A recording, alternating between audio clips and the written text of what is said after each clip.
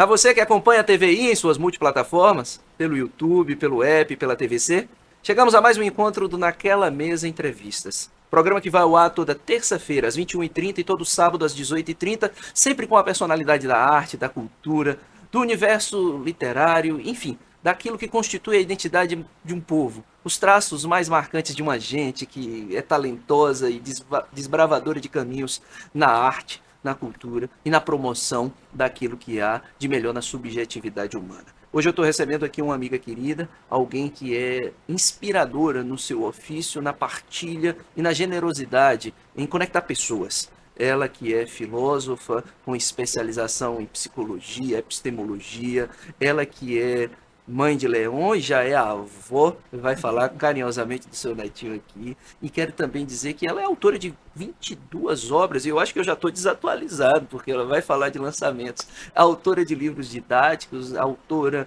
de literatura infantil, infanto-juvenil, ela que é produtora cultural, enfim, se eu passar aqui essa apresentação toda dizendo o que é que essa mulher faz, gente, nós vamos ter o programa inteiro só para debuiar, como diz aqui na nossa região, debuiar o currículo de Elisa Oliveira, essa minha querida, que eu queria muito já conversar com ela há tempo, e nós dizíamos aqui em off, tudo no tempo que tem que ser, não é verdade? Elisa, muito bem-vinda ao nosso programa, e aquela pergunta que inicia toda a conversa aqui é, quem é Elisa, ela por ela?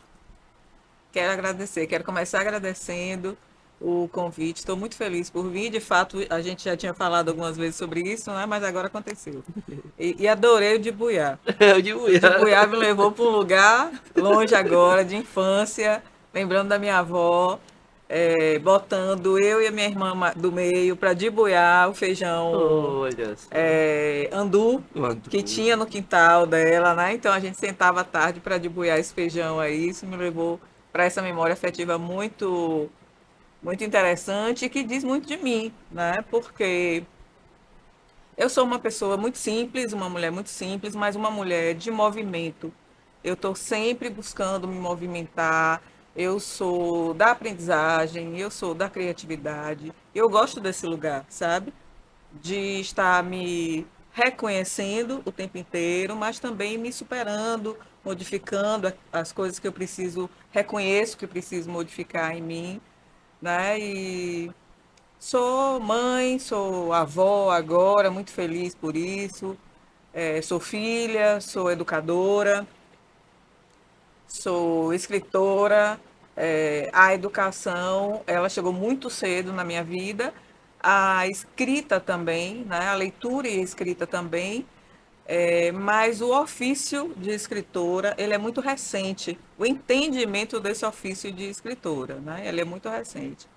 Mas sou uma mulher das palavras mesmo. Acho que eu me identifico, me reconheço como uma mulher das palavras. Maravilha. E eu estava pensando, viu, Elisa, na preparação dessa nossa conversa, em como dizer aos nossos telespectadores o que a gente pensa, né? O que eu penso sobre você, sobre o seu trabalho, obviamente sem estar no lugar de avaliação, mas pensa assim, eu acho que você é alguém que traz essa reflexão e essa conexão da filosofia com a literatura, para além da ideia de divulgação científica, né? Não é esse rótulo, eu acho que não é esse rótulo que a gente colocaria, mas é dizer assim, é oportuno o que você traz, é atual, mas ao mesmo tempo é atemporal, porque são reflexões existenciais e sociais que transcendem o momento, né? Então eu acho que o seu trabalho ele tem o valor estético, tem o valor literário, mas tem esse lugar de ser algo que já se coloca como uma discussão permanente na existência, porque aquela criança que lê a Convenção das Corujas, ou a Filosofia Africana e as outras obras, é aquele adulto que vai revisitá-las. Então, como é que é essa construção? Como é que você se situa? Onde é que você vai prospectar esses temas? Como é que Elisa, como escritora, se organiza para trazer para o seu público esse tipo de obra que causa esse tipo de leitura? Entende? Tem duas coisas que eu acho que são linhas assim mestras no meu trabalho. Primeiro, é a intencionalidade. O meu trabalho ele tem uma intencionalidade, a minha escrita ela tem uma intencionalidade. E a outra coisa é a observação. Eu parto muito da observação. Eu sempre digo que sala de aula é um espaço para a gente ampliar os nossos nossos diálogos com o universo, assim, sabe? Porque adolescente nos oferece muita informação, né? A criança nos oferece muita coisa também. E isso eu considero assim de grande importância para aquilo que eu pretendo escrever, porque eu quero escrever aquilo que eles querem ler, né? E sobre o que eu avalio, que eles precisam ler também, né? Então, como eu sou da educação, eu tenho essa coisa da intencionalidade na produção dessa escrita. Então, eu busco essa ideia da educadora, mas sempre um trabalho muito aliado com a criatividade, com a ludicidade, né? Que são marcas de quem faz magistério, que Exato. são marcas, né? De quem está na sala de aula com criança, com as infâncias e com as juventudes. E aí, nesse lugar de intencionalidade, o livro didático é um espaço de organização dessas ideias e de visão de mundo, né? É a organização daquilo que você almeja como sociedade. E você trabalha nessa construção. Vamos botar fotos para a gente, apresentar um pouco do trabalho de Elisa no campo da produção dos livros didáticos e paradidáticos. Conta um pouco dessa história através de Projeto Aprendiz de Filósofo. O projeto Aprendiz de Filósofo, ele nasceu de uma forma muito curiosa, que eu adoro contar para os alunos. Final de ano, a limpeza de papel, professor cheio de papel, né? E aí eu olhando um material e outro, eu falava, ah, isso é bom, não vou jogar fora não. Ah, isso não, vou guardar. Ah, isso não. Quando eu peguei, juntei tudo aquilo que eu pretendia guardar, porque poderia ser usado no ano seguinte, eu vi que eu tinha um material com consistência, eu tinha um material bom em mãos. E tem uma outra questão também, né? A gente tem pouquíssimas obras de filosofia para criança Verdade. no mundo, mas no Brasil a gente tem, assim, pouquíssimas ainda também, né? E essa é uma das obras que compõem os conjuntos, as coleções de filosofia no Brasil. E aí eu juntei, fui fazendo umas articulações dentro dos materiais que eu tinha, criando outras atividades e dei para Dona Adélia, que era a diretora da escola que eu trabalhava na época, com 50 anos de experiência em educação. Eu disse, senhora, olha, para ver se isso tem valor, Bacana, tem qualidade e tal. Ela disse, tem, faça o próximo. Eu tinha feito um, né? Vá, faça o próximo. E aí eu dei para um monte de amigas da matemática, da geografia, de todas as áreas da educação, para elas irem avaliando. No final, a gente chegou a um material, aplicamos nesse colégio, no Colégio Vitória, durante 3 anos como módulo, e durante esse período eu fui fazendo os ajustes que a professora me indicava, né? Depois, encaminhei para Editos, para apreciação, e ele foi aprovado. E assim nasceu a primeira coleção, né? A Aprendiz de Filósofo, que Me é uma diga uma coleção que eu coisa. gosto muito. Então essa identidade visual toda é da Editos. É da Editos. Bacana. Normalmente a gente oferece o que talvez seja, não sei se chega a ser uma boneca, mas aquilo que a gente imagina Sim. que o livro vai ser, né? Entendi. Desde capa a todo conteúdo. E lá eles fazem o melhoramento dessas imagens. Mas a Elisa não parou por aí, viu, gente? Essa mulher que tem uma mente fervilhante, inquieta, trouxe mais contribuições. Vamos ver agora. Cogito ergo sum. Quando eu terminei o do 5º ano da Aprendiz de Filósofo, eu estava cheia de gás ainda para continuar a coleção e tinha acabado. Aí eu disse, olha, eu acho que ainda dá aqui uns conteúdos, né? E aí entrei no modo de produção desse também, que foi muito interessante. E acho que a gente finalizou bem essa coleção também. Ela, por muito tempo, ainda é usada hoje no Colégio Vitória. Ela foi usada por um bom tempo em Porto Seguro, no Rio de Janeiro, as duas coleções, Rio de Janeiro, Porto Seguro e Bahia, ou melhor, Rio de Janeiro, São Paulo e Bahia já adotaram as duas coleções, né? Fico muito feliz por isso. Um alcance nacional e assim, nas metrópoles, né? Onde tem toda uma estrutura de editoras que estão ostensivamente acessando as escolas. Eu acho que isso é realmente um reconhecimento da qualidade do seu trabalho. É um reconhecimento e é também o fato de que pode soar uma coisa assim um pouco, mas eu sou pioneira nesse Exato. trabalho, né? E Então, assim, já existe um reconhecimento maior desse trabalho fora daqui da região do que na região, né? Apesar de, nem sempre as pessoas sabem, mas Ilhéus e Itabuna são muito importantes nesse universo da filosofia para criança. A maioria das pessoas não sabem disso.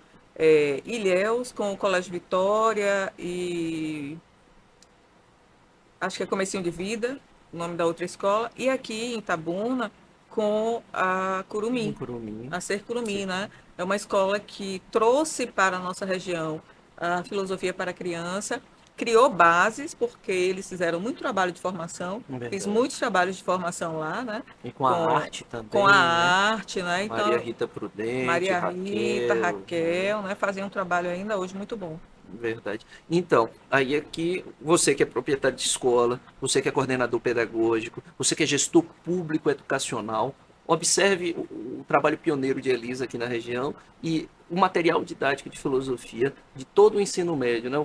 Todo o ensino fundamental, Fundamental 1 e 2, composto e pensado a partir do trabalho pioneiro, né, de Elisa Oliveira. Então, você pode acessar esse material e levar para a sua escola. E o nosso trabalho aqui é fazer conexões entre o artista e as pessoas que podem valorizar esse trabalho, dar o devido reconhecimento a esse trabalho. Elisa, mas nesse contexto de construção você não para, você está escrevendo outras coisas, né, antes, durante, depois da escrita dos livros didáticos, tem a sua literatura acontecendo, tem você nos eventos, tem você promovendo, tem você juntando gente, juntando pessoas. E aí nós vamos mostrar aqui as duas séries, porque a mulher trabalha, assim, ó, não é fazendo um livro só, vocês estão vendo aí, a primeira é uma série de livros didáticos para o ensino fundamental 1, depois uma série de livros didáticos para o ensino fundamental 2, e agora duas séries nós destacamos, porque é muita coisa, o volume é grande, ela vai deixar os contatos dela para vocês continuarem acompanhando e vendo a importância e a envergadura da produção de Elisa. E aí, Convenção das Corujas. Vamos falar dessa obra e vamos pensar um pouco essa filosofia para poder tentar furar a casca de muito adulto que está assim, um pouco, sabe, um pouquinho brutalizado por esse cotidiano tão compartimentado. Vamos fazer a filosofia trazer um frescor para a vida dessas pessoas? Então, vai lá. Põe pra gente, Rafa. Aí é a coleção Convenção das Corujas e ela tem uma característica que é muito interessante. A gente traz a filosofia a partir de temas, né? Que são temas filosóficos e o texto é produzido de uma forma filosófica, mas muito leve e muito lúdica também. As crianças normalmente se encantam pelo colorido do livro, pelo texto, né?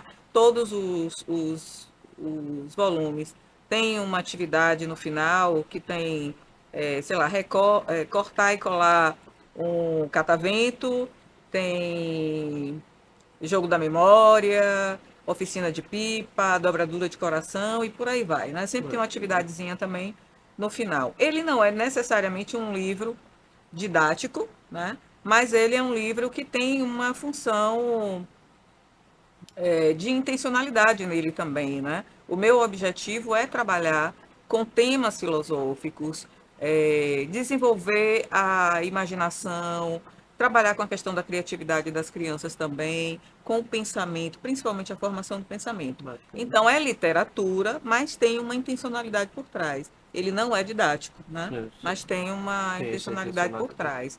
E aí a gente tem temas muito interessantes, tanto para adultos quanto para crianças. Por exemplo, o Ponto de Vista, né, que é o nome do próprio livro.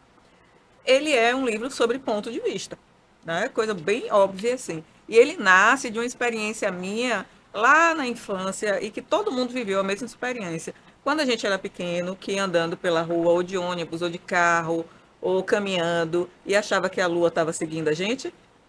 É verdade. Todo mundo viveu isso, né? E nessa experiência nasceu essa ideia da gente trabalhar o ponto de vista nessa perspectiva de que eu tenho um ponto de vista, você tem o seu, e que a gente pode mudar o nosso ponto de vista sobre as coisas. Ótimo, mas além do mundo polarizado, não é? Nessa tensão que nós estamos vivendo. E por que eu disse antes da apresentação de Elisa, do detalhamento da coleção, por que eu disse direcionado para os adultos, né? Que muitas vezes estão embrutecidos pela dureza do cotidiano? Porque o adulto vai ler com a criança. né? E Exatamente. essa leitura é compartilhada. E aí como é que você vai falar para o seu filho que ele pode mudar o ponto de vista se você está enraizado numa certeza cristalizada na sua cabeça e fechado para o contraditório, fechado para outra perspectiva? Então, Elisa, você tem toda a razão. E é por isso que eu disse lá no início, são escritos oportunos. É a leitura de um tempo, a partir do prisma da literatura e da filosofia. O professor Dr. Renato Nogueira, professor do Rio de Janeiro, ele fala sobre os estados de infância, né? E aí ele diz, a literatura infantil, ela promove na gente essa ebulição dos estados de infância, porque você pega um livro que é direcionado para o público infantil, mas aquele Rafaelzinho lá da Tá infância, lá. né? Uma ideia, uma vivência que você teve, quando você lê o livro, você retoma aquilo ali, Perfeito. né? Você elabora aquilo ali de uma forma melhor. Então, o ponto de vista, ele traz muito isso, da gente repensar as nossas ideias, repensar o nosso ponto de vista, ser flexível para isso, Com né? certeza. Como todos os outros, cada um deles tem um tema que faz a criança e faz a gente, adulto também, né? Voltar um pouquinho e pensar sobre aquela questão. Maravilha. E a editora? Editos Editos também. também. Veja só, gente. Editos, então você acessa o site da UESC, procura a aba da Editos e lá você vai encontrar todo esse material. Mas também através de suas redes sociais. Nós vamos falar algumas vezes, Elisa, durante o programa, porque a gente sabe a dinâmica de televisão. Às vezes a pessoa está passando ali, não conseguiu ouvir em determinado momento. Então, as redes sociais para as pessoas acompanharem o seu trabalho e também quem quiser adquirir diretamente contigo as obras, poderem fazer esse acesso. O meu Instagram, você consegue falar diretamente comigo no próprio direct ou no link, né, para o WhatsApp, que é Elisa, e.l.i.sa.oliveira. Então, um pontinho depois de Um cada letra. pontinho depois de cada letra e no final Oliveira. Pronto, maravilha. Então você pode acessar e adquirir esses livros através do contato direto com a Elisa ou no site da própria editora da UESC que faz esse trabalho. E é preciso reconhecer o trabalho de relevância e de compromisso com os autores da região que a Editos tem. Muitos entrevistados passaram por aqui, exemplo recente da professora Lourdes Bertol Rocha, com um catálogo variado, né, de livros que a Editos publicou. Mas vamos continuar. Vamos agora para uma outra série. Vejam vocês. Portfólio robusto, variado, série Filosofias Africanas. Conta pra gente de onde vem a inspiração e quais são essas histórias. Eu estou muito encantada com o resultado dessa série, porque na academia, né, na universidade, a gente não estuda filosofia africana, ou É, pelo menos não estudava até bem até recentemente, recentemente. né? E essa série, ela nasce de uma pesquisa que eu fiz sobre essas filosofias e venho me aprofundando há alguns anos dentro dessa temática e vejo a necessidade dela ir mais cedo para as Com escolas, certeza. né? Das crianças compreenderem essas ideias das filosofias africanas como filosofia, de fato, né? Que muitas vezes está desassociado àquela velha ideia de que aquela ideia de África apenas como pobreza, né? Exato. Como savana, aquela ideia Essa mentalidade colonizada, né? uma ideia muito colonialista, né, de África. E a África, na verdade, são Áfricas. Tem muitas possibilidades, muitas teorias, muitas filosofias, principalmente, né, são muitas etnias. Então, eu fui lendo algumas coisas e dentro dessas pesquisas, algumas coisas foi me encantando. Por exemplo, a filosofia do povo banto, que diz que toda criança, quando nasce, ganha um raio de sol. Eu acho isso tão maravilhoso, né, de saber que a gente nasce para brilhar, para ser feliz, né, para ter uma história de felicidade, de amizade. E aí nasceu a ideia de Theo, que é um dos livros, Theo e o Sol na Cabeça. O Sol na Cabeça Melhor. é em alusão, né, a essa ideia de que nós nascemos com o nosso raio de sol. É um livro muito bonito, que tem muito novo também, foi lançado tem menos de um mês, mas que já tem me trazido muitas alegrias, porque está gerando uma identificação muito grande entre as crianças, né? As crianças estão olhando para esse menino Theo e estão se reconhecendo nele. Que Eu estou muito feliz com isso, estou bacana. apaixonada com o resultado dele. A Menina Feita de Mar também tem me trazido muitas alegrias, porque as meninas também se identificam, né, com o cabelo, com a trança, com as cores. E ele nasce de um provérbio africano, né? Que diz que a gente, quando se joga ao mar, deve ir com profundidade. E diz da profundidade de si mesmo, na verdade, né? E ele trabalha um pouco essa ideia de saúde mental, que inclusive agora, né, estamos no mês que se trabalha bastante isso. Ela, muito nova, ainda criança, entendeu o mar como um lugar de refazimento para ela. Então, ela foi crescendo, entendendo o mar como esse lugar de refazimento. E todo mundo que tem uma proximidade com o mar acaba gerando um pouco, né, essa noção. Assim, o mar realmente é um lugar de refazimento, né? Terapêutico. Terapêutico. O primeiro foi É Bom Ter Irmãos? O primeiro foi É Bom Ter Irmãos. Tô me e esse lembrando, livro... sabe por quê? Vou contar aqui, viu, gente? Campeão de vendas na Festa Literária de Ilhéus 2023. Tô me lembrando disso porque eu me lembro das filas intermináveis para que as pessoas chegassem até a Elisa para pegar um autógrafo e para adquirir a obra. Então, eu queria que você falasse um pouco também dessa aceitação. Primeiro, eu suponho que ela advém, né, do respeito que as pessoas têm por você, da amizade, da admiração e também do reconhecimento do seu trabalho. Soma tudo isso com a qualidade literária e com os temas oportunos em que crianças e adultos se reconhecem, temos o cenário perfeito. E isso é muito difícil de encontrar em literatura. A gente sabe da dificuldade que é vender livro, a gente sabe do sacerdócio que acaba sendo, de quanto a gente dedica do próprio bolso, da falta de estímulo. Então, você tem essas condições agora. E aí você não caminha sozinho, você carrega pessoas com você. Então, acho que esse é um traço do seu fazer que a gente precisa reconhecer. Juntar pessoas, ter essa generosidade, dar visibilidade a quem talvez não tenha tanta visibilidade como você conseguiu construir durante a sua trajetória. Então, depois disso, É Bom Ter Irmãos, desencadeia toda essa série. Mas fala um pouco de como tem sido essa aceitação. Tem sido muito interessante, tanto nas escolas, né, onde a gente vai, mas também nas feiras, no público em geral. O É Bom Ter Irmãos é um título que me surpreende, porque todo mundo que olha o título responde se é bom ou não ter irmãos. É incrível, assim, de criança a adulto, senhorinha, sabe? A gente lançou ele na Bienal de Pernambuco, levamos para a Bienal da Bahia, né, em Salvador. E as feiras locais aqui que a gente frequenta, todos os lugares as pessoas param e querem responder se é bom ou não ter irmãos. E querem responder para a autora, e né? querem responder para quem estiver lá, né? E quando a gente se identifica com a autora, aí começa a conversa, né? É muito interessante. Nós temos aqui nos bastidores duas pessoas. Vamos perguntar se é bom ter irmãos? Vamos. É bom ter irmãos, gente? Fala alto para sair na gravação. Ah, então a resposta aqui é positiva. Aí do lado de lá da câmera responde, é bom ter irmãos ou não é?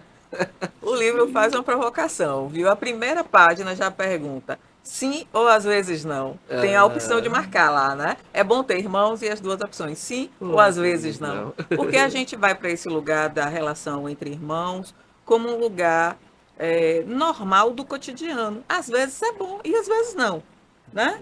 Tem suas agruras, né? Tem as suas agruras. E a relação do livro é justamente isso. A coisa mais simples das infâncias. Um quer brincar de uma coisa, o outro de outra. Né? E a partir de um ensinamento ancestral, eles chegam a um denominador comum, né? Ao respeito pelo gosto do outro, ao respeito pela vontade do outro naquele momento de brincar ou não de determinada coisa, né? Maravilha. Elisa, vamos falar do Filim, do Festival de Literatura Infantil Infanto-Juvenil que vocês promoveram em 2023. Isso. E que é uma realização, inclusive, tipo exportação. Nós estamos querendo trazer para Itabuna, a gente estava conversando aqui em off, né? E eu acho que, assim, é uma lógica de congraçamento em torno da literatura, nas escolas, trazendo os autores e autoras para dialogar com os estudantes, enfim, tentar mobilizar também políticas educacionais em torno do livro, né, e da leitura. Vamos colocar um vídeo que traz um pouco do resumo do que foi esse movimento, e aí eu queria que você contasse um pouco das pessoas envolvidas, do trabalho que foi realizado. Solta aí pra gente.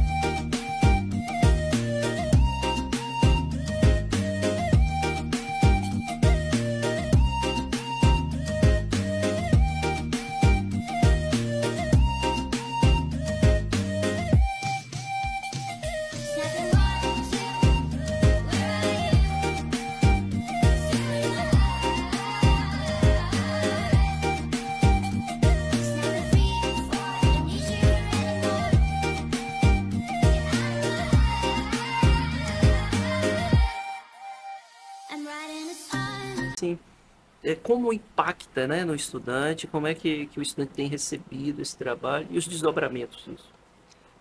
O FILIM, né, o Festival de Literatura para as Infâncias e Juventudes de Ilhéus, foi promovido por mim e por Lu. Né? A gente vinha já há um ano trabalhando, né,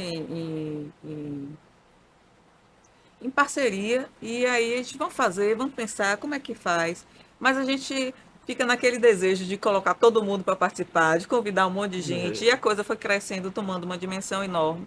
E aí, o que é que a gente pensou? Bom, quando a gente convida as escolas, a primeira coisa da dificuldade da escola é de ir até o evento, né? Que a gente sabe que é uma dificuldade real. Então, a gente vai dividir esse evento. Uma parte a gente vai fazer concentrado em um espaço e o resto a gente vai com o evento para dentro das escolas. E foi assim que a gente fez. A gente foi no Colégio Arleu Barbosa, que é estadual, fizemos as oficinas de escrita com os alunos do ensino médio, fomos até as escolas da educação básica, no ensino fundamental, com os autores, para se apresentarem, falar dos seus livros, fazerem contação de história, né? Ter esse diálogo com as infâncias. E fizemos as rodas de conversa com o apoio da Academia de Letras de Ilhéus na própria academia. Né? Então, lá a gente juntava os autores, juntava os educadores que queriam fazer perguntas, que queriam participar. Né? E fizemos uma feira no calçadão da cidade para a venda desses livros. Conseguimos trazer 4 escritoras que fazem um movimento muito interessante em Salvador, das infâncias, que colaboraram bastante aqui também. Todo mundo aqui da região que tem livro de literatura infantil participou, né, de alguma maneira.